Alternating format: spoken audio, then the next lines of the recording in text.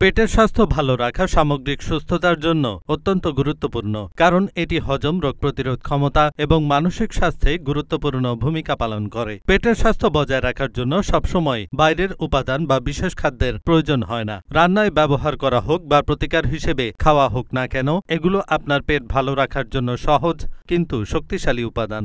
আদা হজমের স্বাস্থ্যের জন্য একটি পাওয়ার হাউস। তাজা কিংবা শুকনো যেভাবেই ব্যবহার করা হোক না কেন, আদা রস কাথ বা তেল হিসেবে ব্যবহার করলে বমি বমি ভাব, পেশি ব্যথা, কাশি, সর্দি, গলা ব্যথা এবং পেট ফাঁপা উপশমে সহায়তা করে। এটি বদহজম এবং প্রদাহের সমস্যায়ও সাহায্য করে।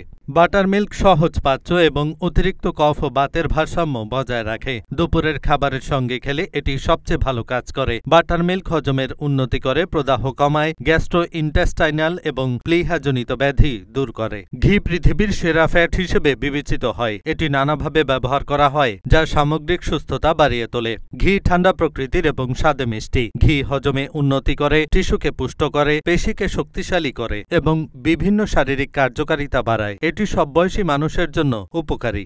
মিশ্রি রাসায়নিক মুক্ত চিনির সবচেয়ে বিশুদ্ধতম রূপ। আয়ুর্বেদ কিছু নির্দিষ্ট ওষুধে রক চিনিকে মিষ্টি হিসেবে ব্যবহার করে এবং সাদা চিনির স্বাস্থ্যকর বিকল্প হিসেবে এটি খাওয়ার পরামর্শ দেয়। স্থূলতা, অটো ইমিউন ডিসঅর্ডার এবং অন্ত্রের সমস্যাযুক্ত ব্যক্তিদের জন্য এটি বিশেষভাবে উপকারী।